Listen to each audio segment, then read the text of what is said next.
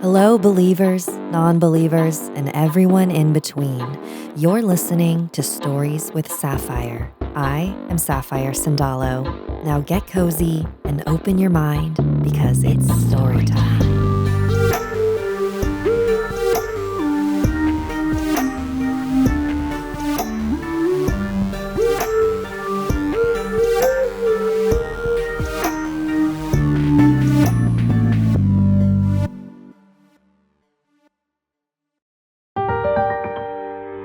Girl in the Red Dress, submitted by Catherine.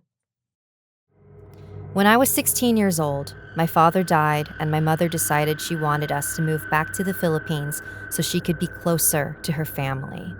My brother was 14 at the time and my sister was 8. We moved to a city called Angeles, a couple hours north of Manila, and rented a house.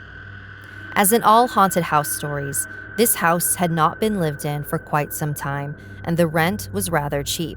There was a 6-foot-tall gate around the whole house, the grass was as high as your knees, and the whole entire interior needed a good scrubbing. My room had an attached bath and one whole wall of windows. Not long after we moved in, I would hear things late at night, scratching sounds on the other side of the bathroom door, but when I opened it, nothing was there. And I would hear knocking on the window, but when I opened the curtain, no one would be there.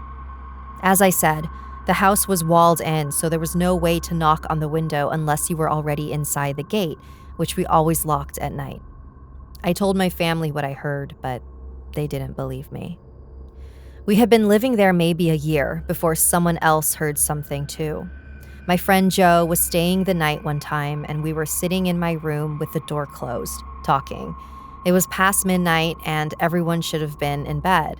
But we heard talking in the kitchen, which was just outside my room. We thought it was my cousin and we wanted to hear what she was up to, so we put our ears near the door and listened. There was clearly a conversation happening among a few different people, but it was so muffled we couldn't make out the words. Finally, I said, "Let's just go out there and find out why they're still up." And I opened the door. The kitchen was completely dark and empty. Everyone was in their rooms, asleep.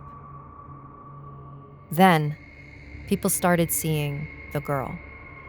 First, it was my brother's friend. My brother, after hearing my stories about the sounds in my room, decided to have a seance with some of his friends while I was gone one night. They wrote the alphabet on a large paper, filled a glass with candle smoke, and turned it upside down to use like a planchette. It was 4 teenage boys all messing around. They were asking questions, but nothing was really happening. Then suddenly, one of the guys, who coincidentally was the biggest of them all, froze like he was seeing something, and then ran from the room. That scared everyone else, so they all ran too. Once outside, he told them what he saw.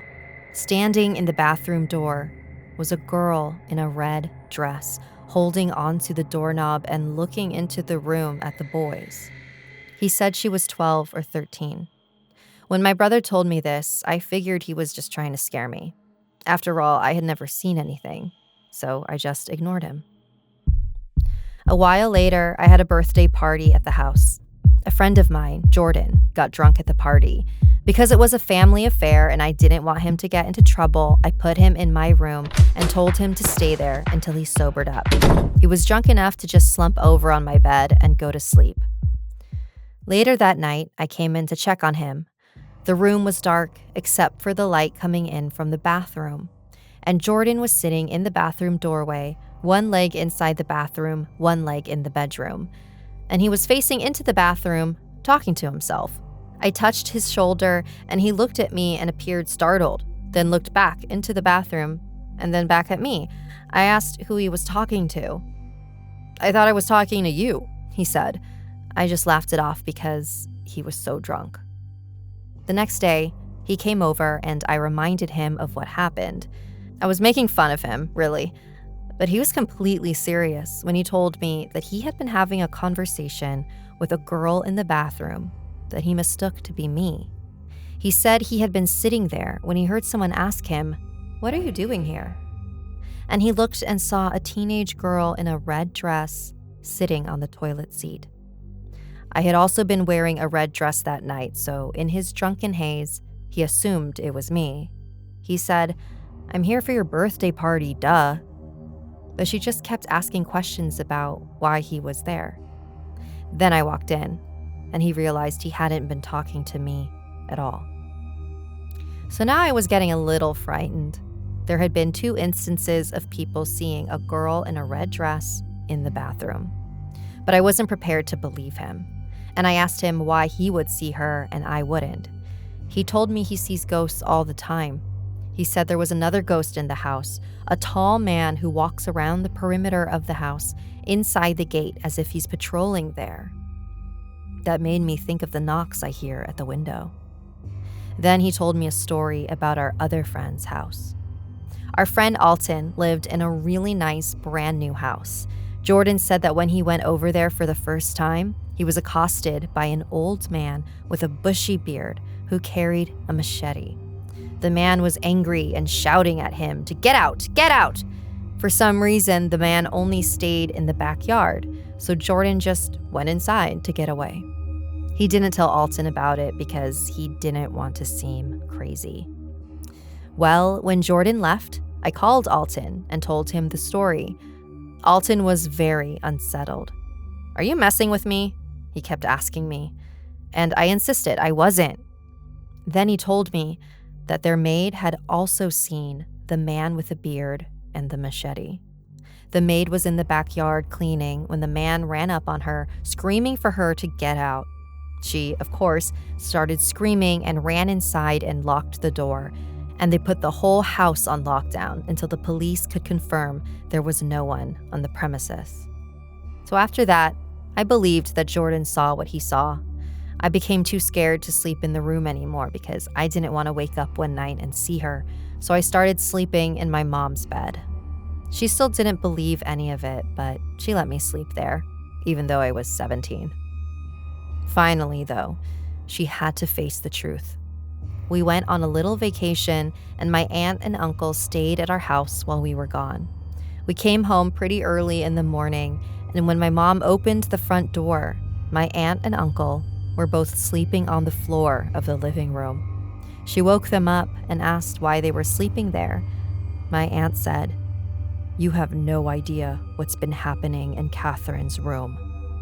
They went on to tell us that since we left, the shower in my room kept turning on by itself, and so did the radio. My uncle said it was haunted, and he prayed in there for it to stop, but they were still scared, so they wanted to sleep near the front door. At that point, my mom finally believed something was happening. She didn't think they would lie about that. So she walked down the street and asked the landlady what happened in the house. The landlady denied the haunting up and down. She said her own mother had lived there until she was a teenager and nothing weird ever happened. But they were having this conversation out on the street where everyone could hear. So when my mom was walking back home, another neighbor stopped her and told her the real story. She said that the landlady's mother had lived there as a teenager, and so had her twin sister, who hung herself in one of the bathrooms. The family moved out shortly after that, though they kept the house. For some time after that, the house was used as a barangay headquarters, which is kind of like a neighborhood police station. Perhaps that explains the man patrolling the exterior. In any case, I continued sleeping in my mom's bed until I turned 18 and moved out. She didn't stay much longer either. But every place they've moved to has had strange happenings, and some of them have even happened directly to my mom, the great disbeliever. Thanks for joining me today. And did you know that I offer bone and tarot readings? You can schedule a session at StoriesWithSapphire.com. Salamat and good night.